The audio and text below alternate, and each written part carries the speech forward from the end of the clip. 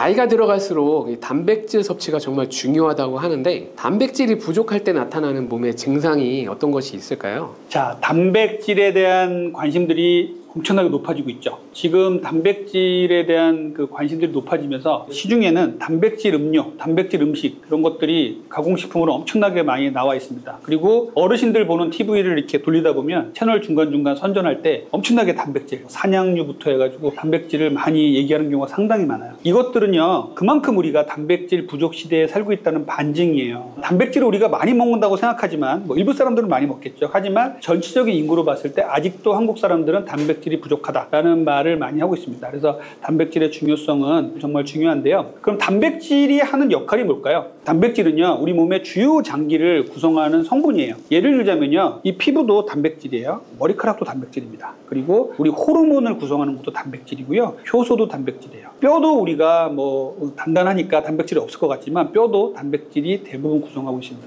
우리 몸을 구성하는 성분 중에 정말 중요한 게 단백질이거든요. 그런데 이 단백질이 이제 부족해진단 말이에요. 그러면 단백질이 부족해지면 어떤 문제가 생기냐? 처음에 이제 단백질은 우리 몸의 주요 영양 성분이기 때문에 체력이 떨어지고 쉽게 피곤해집니다. 그래서 단백질을 적게 드시는 분들은 같은 일을 하더라도 쉽게 지치는 분이 될 수 있고요. 근육도 부족해질 수가 있죠. 그리고 두 번째는요, 탈모라든지 피부가 푸석푸석해지는 분 상당히 많아요. 단백질은요, 피부 그리고 모발 그리고 손톱까지 다 단백질이기 때문에 단백질이 부족해지면 손톱도 자주 깨지고 탈모도 오고 피부도 푸석푸석해지고 이렇게 피부 노화도 올 수가 있습니다. 단백질이 제일 중요한 이유는 근육이죠. 근손실을 유발할 수 있는 게 가장 큰 문제입니다. 그래서 단백질을 적게 먹거나 부실하게 먹으면요, 근손실이 너무나 많이 일어납니다. 그래서 근손실을 예방하기 위해서라도 단백질을 정말 잘 드셔야 돼요. 그리고 단백질이 부족해지면요, 우리 몸에 이제 단백질이 혈관의 삼투압을 유지를 하거든요. 그중에 알부민도 되게 중요한 역할을 하는데 단백질이 부족해지면 자꾸 몸이 부어요. 그래서 부종을 일으킬 수 있는 요인도 될 수가 있습니다. 그리고 뼈를 구성하는 성분이에요, 단백질은. 그래서 단백질이 부족해지면 나이가 드시면 남녀를 불문하고 골다공증에 시달릴 수가 있습니다. 그래서 단백질 부족은 골다공증을 일으킨다라고 보시면 되겠습니다. 단백질이 부족하면 여러 증상들이 나타나게 되는데 골다공증 같은 거 말고도 어떤 다른 질병도 일으킬 수 있나요? 네, 단백질 부족은요, 우리 현재에는 많이 없지만 영양실조를 많이 일으켜요. 우리 이제 아프리카 같은 데서 이제 TV 같은 거 보시면은 막 배만 볼록한 아이들, 기아에 시달리는 아이들 있잖아요. 대부분이 단백질 부족으로 나오는 기아거든요. 그래서 영양실조를 일으킬 수가 있고요. 두 번째는 단백질이 부족해지면요, 면역력이 떨어집니다. 그래서 쉽게 감염에 걸려요. 그래서 단백질을 적게 드시는 분들은 감기라든지 그리고 여러 가지 요로감염, 폐렴, 장염 이런 거에 아주 쉽게 노출이 될 수가 있습니다. 그래서 이렇게 단백질 부족은 감염을 일으킨다, 이렇게 생각하시면 되겠고요. 세 번째는요, 빈혈도 일으킵니다. 단백질은요, 철분과 함께 빈혈을 막아주는 역할을 하는데 단백질이 떨어지면요, 빈혈을 일으키게 돼서 어지럽고 권태롭고 이런 삶을 살 수밖에 없어요. 단백질 섭취는 그만큼 중요합니다. 그리고 단백질이 일으키는 또 하나의 질환은요, 간 질환입니다. 단백질이 부족해지면요, 간 대사를 망가뜨리기 때문에 간 질환도 일으킬 수가 있어요. 그리고 마지막으로는요, 부종도 많이 일으킬 수가 있어요. 단백질이 삼투압을 잘 유지를 시켜주기 때문에 단백질 부족은 여러 가지 부종을 일으켜서 폐부종, 이런 심부전 이런 것들도 일으킬 수 있다고 보고 있습니다. 그렇다면 단백질을 보충하기 위해서 좋은 음식들에는 어떤 것들이 있나요? 자, 단백질 보충 정말 중요하죠. 그런데 우리가 단백질 그러면은 닭가슴살 이런 것만 생각이 나고 다른 음식이 생각이 안 나는 경우가 상당히 많아요. 그래서 저는 단백질을 이렇게 딱 집어서 이런 거 드세요라고 말씀을 드리는데요, 단백질에서 제일 중요한 거, 찾기도 쉽고 요리도 쉽고 우리 주변에 흔히 있는 것들 중에 1번은요 달걀입니다. 달걀은요 정말 구하기도 쉽고 요리해 먹기도 쉽죠. 그리고 저녁에 뭐 삶아놓고 그러면 다음날 아침에 쉽게 먹고 나가면 돼요. 그래서 이 달걀이 정말 중요한데, 보통 크기 달걀 하나에는요 6g 정도의 단백질이 들어있습니다. 달걀 2개를 아침에 먹고 나가면은요 12g 정도의 단백질이 보충이 되는 거예요. 보통 한 끼당 우리가 20-30g의 단백질을 먹으라고 말씀을 드리는데 벌써 12g을 채웠으니까 많은 부분이 채워진 거죠. 그래서 이 달걀은요 단백질의 보고예요. 그래서 헬스 하시는 분들이 달걀을 많이 드시는 거거든요. 그런데 달걀에는요 여러 가지 또 좋은 성분들이 많이 들어있습니다. 뇌를 활성화시켜주는 레스틴이라든지 콜린 같은 성분도 있고요. 그리고 오메가3 같은 성분도 혈관을 건강하게 해주는 성분도 있습니다. 눈에 좋은 루테인이라는 성분도 있고요. 포만감을 어마어마하게 주죠. 계란 2개 정도 먹으면요 정말 포만감이 점심 때까지도 충분해서 다른 음식을 안 먹게 만들 수도 있어요. 없어요. 그래서 이렇게 단백질이 많은 계란은요, 여러 가지 영양소가 다 들어있기 때문에 완전식품이라고 얘기를 하는 겁니다. 그래서 계란은 이렇게 완전식품이니까 정말 많이 드셨으면 좋겠고, 하루에 계란은 정상인이라면 2-3개 정도는 충분히 드셔도 됩니다. 달걀을 얘기할 때 가장 많이 나오는 질문이 뭐냐면, 콜레스테롤 높은데 달걀 먹어도 되나요? 이런 분들 많이 계세요. 콜레스테롤이 높으신 분들 중에 이제 달걀에 대한 얘기를 말씀을 드리면, 달걀은 콜레스테롤을 높이는 성분이 있습니다. 그렇기 때문에 주의는 하셔야 되는데, 또 재밌는 것은 달걀에는 콜레스테롤을 낮추는 성분도 좀 있습니다. 그래서 콜레스테롤이 있더라도 달걀에 정말 이점이 많기 때문에 적정히는 드시는 게 좋은데요. 내가 만약에 콜레스테롤 약을 먹고 있는 사람이라면 달걀을 2개 정도는 드셔도 됩니다. 어차피 콜레스테롤 약이 콜레스테롤을 떨어뜨리고 있기 때문에 우리가 달걀을 먹는 거는 큰 문제가 없어요. 하지만 이런 분들이 계시죠. 콜레스테롤이 높다고 지적을 받았는데 생활 습관으로만 조절하시는 분들이 계세요. 이런 분들은요, 달걀을 조금 조심하셔야 돼요. 이런 분들은 하루에 1개 정도 드시고요. 나머지 부족분은요, 달걀 흰자로 채우라고 말씀드려요. 달걀의 흰자에는요, 콜레스테롤을 높이는 성분이 거의 없습니다. 그래서 달걀 흰자는 괜찮으니까 달걀 흰자를 충분히 드시고 달걀은 1개 정도 먹는다, 이렇게 생각하시면 좋겠습니다. 두 번째는 콩류예요. 콩은 우리 민족과 정말 오랫동안 함께해서 친숙한 음식이죠. 콩으로 해먹을 수 있는 음식도 많고요, 구하기도 쉽고요, 참 맛있잖아요. 콩은요, 가장 좋은 식물성 단백질입니다. 단백질의 함량이 정말 좋고요, 맛도 좋죠. 콩 종류 중에 첫 번째 음식으로 추천드리는 건요, 대두 자체를 먹는 거예요. 콩을 삶아서 먹거나 대두 자체를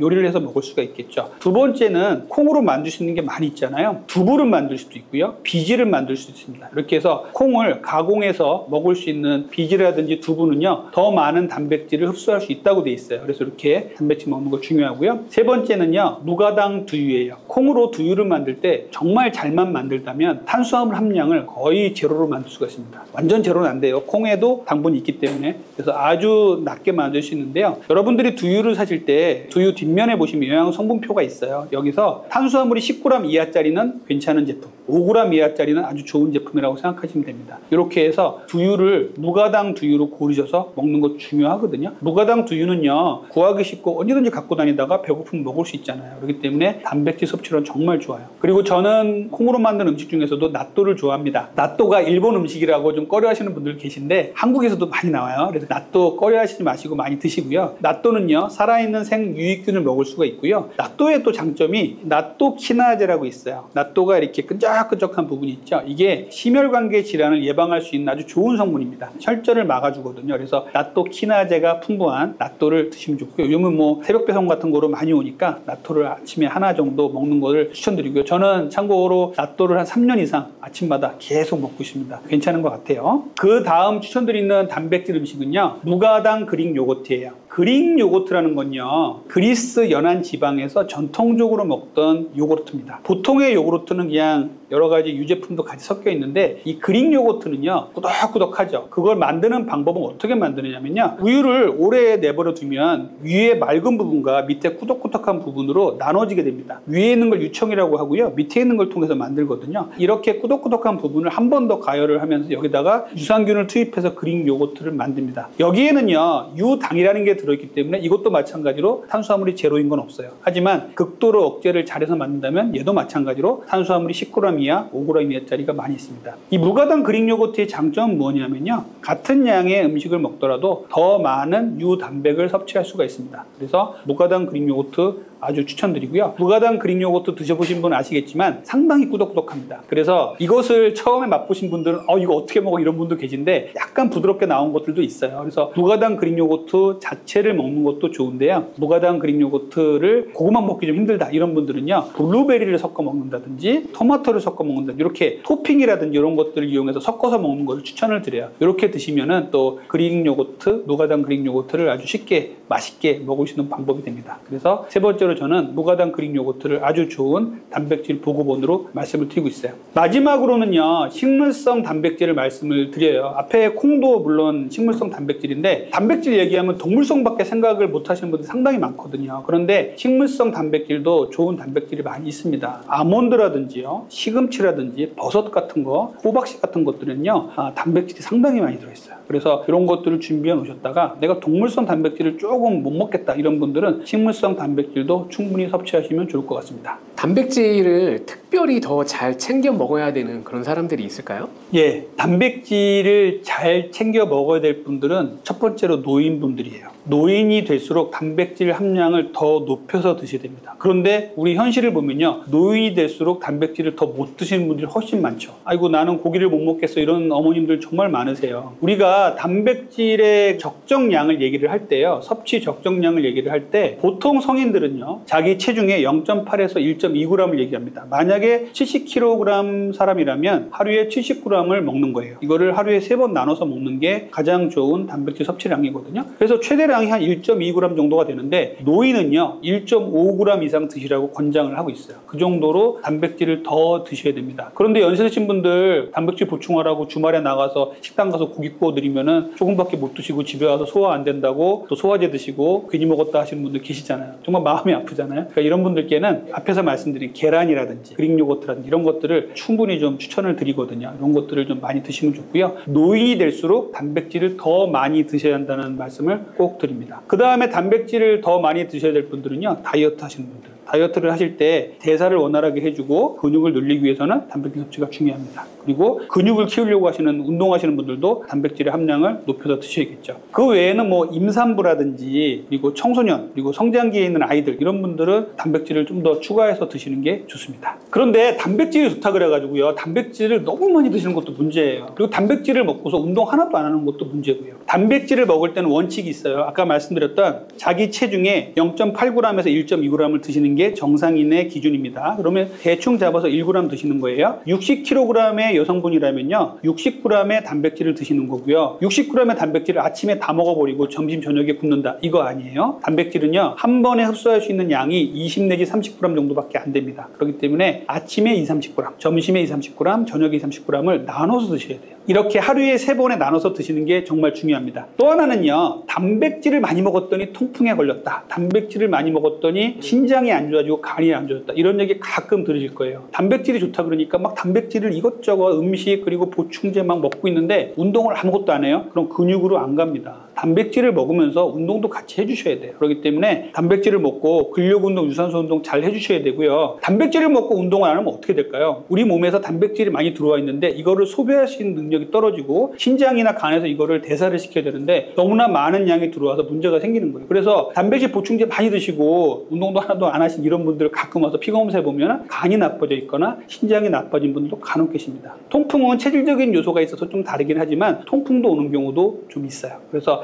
단백질이 좋다고 하니까 단백질을 무작정 많이만 먹고 이거를 또 보충제로 통해서 또 먹고 운동을 하나도 안 한다, 이렇게 되시면 절대 안 돼요. 단백질은 잘 드시고요. 그리고 운동도 잘 해 주셔야 됩니다. 나이 들수록 근육이 빠지는 생활 습관을 이제 말씀을 드릴게요. 첫 번째, 이제 단백질 섭취 부족이죠. 앞에서 말씀드렸던 우리 어머님들 세대들, 남성분들은 그래도 괜찮은데 우리 어머님들 세대들은 어려운 시기, 산업화 시기를 거치면서 주로 정제된 탄수화물 하나로 식사를 꾸린 경우가 상당히 많았어요. 그래서 연세가 드시면 골다공증도 많고 영양 불균형이 오는 경우도 많았죠. 그래서 이런 분들께 이제서야 자식들이 단백질 드세요, 고기 드세요 막 하면은 못 드세요. 먹어본 적이 없기 때문에. 그래서 이런 분들께는 이제 약간의 단백질 보충제, 무슨 산양류 이런 것들을 조금씩 더 드시게 하는 것도 괜찮은 방법이긴 합니다. 그래서 고기 말고도 계란이라든지 식물성 단백질, 콩 같은 것들이 있으니까 이런 것들을 적절히 드시게 하는 게 중요하고요. 이 단백질 섭취가 노인에게서 정말 중요한 이유는요, 노인분들 다니시다가 넘어지시면 고관절, 골절 오셔서 병상에 누워 있다가 수술은 잘 됐는데 돌아가셨다, 이런 얘기 들어본 적 있을 거예요. 이게 왜 그러냐면요, 단백질 섭취가 부족해지면요 골다공증이 옵니다. 골다공증이 오면은 근육에서 밸런스가 잘 안 생기고 뼈도 약해지니까 다니시다가 넘어진단 말이에요. 보통 같으면 그냥 넘어졌다 일어나서 다 일상생활 하실 텐데 고관절이 골절이 되면요, 우리 몸을 지탱하는 가장 큰 관절인 고관절은요 정말 중요하거든요. 여기서 부러지게 되면 이제 몇 주 동안 병상에 누워 있어야 돼요. 그러면 어떻게 되냐면요, 가만히 누워 있잖아요. 그러면은 근육 좋은 사람들도 근육이 쭉쭉쭉 빠집니다. 그러면 수술은 잘 됐는데 퇴원을 못 하시고 다른 합병증으로 사망하시게 되고, 이런 경우를 의사들은 아주 자주 봅니다. 그래서 이렇게 단백질의 섭취가 그만큼 노인들한테 중요하다는 말씀을 드립니다. 두 번째, 현대인들에게 근육을 빠지게 하는 이유는요, 역시 활동량이 너무 부족해요. 이걸 의자병이라고 얘기를 하는데요, 의자에 오래 앉아 있는 것이 흡연보다도 안 좋다는 연구가 나올 정도로 의자에 오래 앉아 있는 건 정말 안 좋습니다. 저만 해도요, 의자에 너무 오래 앉아 있어요. 저도 진료실에서 항상 앉아 있으니까요. 그래서 저는 되도록이면 환자가 없을 때 서 있으려고 노력하고, 아침 저녁으로 되도록이면 걸으려고 그러고 서서 하는 운동을 많이 하려고 합니다. 이렇게 의자에 오래 앉아 있고 활동력이 떨어지는 부분이 가장 근육을 약하게 하는 거예요. 그래서 여러분들 한번 생각해 보세요. 아침에 일어나서 회사에 출근해서 집에 돌아올 때까지 생각을 해보면, 일어나서 현관에 좀 걸어 나가서 엘리베이터 타고 주차장에 가서 차를 타고 회사에 가서 엘리베이터 타고 의자에 오래 앉아 있다가 저녁에 와서 다시 엘리베이터 타고 집에 와서 누워있다 잠들잖아요. 이렇게 되니까 활동력이 너무 부족한 거예요. 그래서 조금이라도 활동력을 늘리려면요, 일상생활에서 활동량을 늘려주셔야 근육이 유지가 되고 근손실이 줄어들게 됩니다. 그래서 같은 거리라도 차를 타거나 이런 거리가 아니라면 좀 걸어 다니시고, 한 정거장 먼저 내려서 걸어가는 거 정말 좋은 방법이고요. 그리고 엘리베이터나 에스컬레이터 대신에 걸어서 계단을 이용하시고, 꼭 앉아 있어야 될 시간이 아니라면 서 계십시오. 그래야 허벅지, 엉덩이 이런 근육이 발달이 됩니다. 요즘에는 저 같은 경우 진료실에 아예 모션 데스크라 그래가지고 움직이는 책상을 갖다 놨어요. 그래서 환자분 나가면 책상을 올리고 거기서 이제 환자분 이제 차트를 정리하고 이렇게 하거든요. 그래서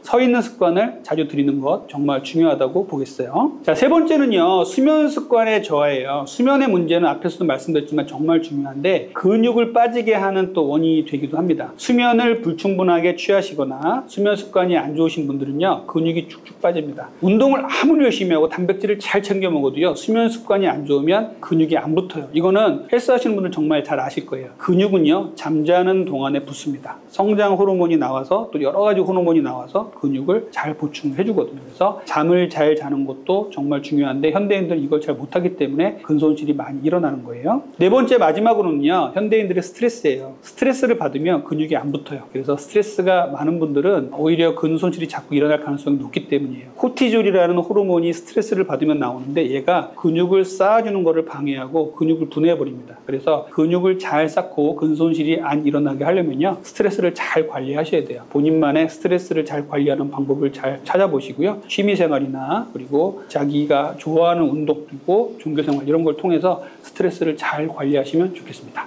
뱃살 때문에 고민이신 분들이 정말 많은데요. 원장님도 이 다이어트 때문에 고생했던 그런 경험이 있으신가요? 저도 이제 뱃살 때문에 고민을 하고 비만 때문에 고민을 했던 적이 있었어요. 저는 비만 치료만 약 30년을 해왔는데, 비만 클리닉을 운영하면서도 환자들에게는 이렇게 생활 습관을 고치세요라고 말하면서도 저 스스로는 안 했다는 이런 좀 창피함과 반성을 좀 많이 하고 있습니다. 저는 청소년 때부터 40대 중반까지 거의 체중이 똑같았어요. 그래서 저는 살이 안 찔 줄 알았어요. 그런데 40대 중반이 넘어가니까, 중년이 되니까 슬슬 이제 배가 나오기 시작하고 각종 건강 지표가 안 좋아지기 시작했습니다. 그러면서도 또 이제 아버님이 당뇨병이셨는데 그것도 무시를 하고 저의 생활 습관은 엉망이 되고, 이러다 보니까 건강상의 문제가 생긴 거죠. 거기다 뭐 음식도 마음대로 먹고, 진료하다가 지쳐서 집에 들어오면 저녁에 간식을 먹다가 스르륵 잠이 들고, 이런 일들이 좀 반복이 되다 보니까 제 복부 비만이 좀 심해졌었습니다. 그래서 어느 날 정신을 차리고 봤더니 복부 둘레도 많이 올라가 있었고, 내장 비만도 많이 증가돼 있었고, 그리고 당화혈색소라고 있어요. 당뇨를 이제 검사하는 지표가 있는데, 이게 정상이 5.6 이하인데, 정상이었는데 분명히 몇 년 뒤에 검사를 해보니까 6.3, 그러면서 6.5 이상이면 당뇨약을 먹어야 되는 이런 상황까지 올라온 거예요. 그래서 저도 정말 충격을 많이 먹었죠. 그때 이제 환자들에게 얘기를 했던 여러 가지 방법들을 저 나름대로 해봤는데도 불구하고 다이어트가 정말 쉽지가 않더라고요. 그래서 비만한 환자분들이 살을 뺀다는 게 얼마나 힘든 일인지를 저도 체험을 했습니다. 그래서 저 나름대로 정제된 탄수화물도 줄이고 간헐적 단식도 해보고 했는데 너무너무 힘들었어요. 초기에는 이제 먹는 거를 유일한 낙으로 살던 사람이 먹는 거를 안 먹으니까 정말 우울해지기까지 하더라고요. 이런 습관들을 하나하나 이제 개선을 하면서 저 나름대로 공부도 하고 체득한 습관들을 갖고서 저는 현재 이제 정상 체중을 유지하고 있고, 또 내장 비만도 거의 정상 수준을 유지하고 있고, 당화혈색소도 5.6 이하로 유지를 하고 있어요.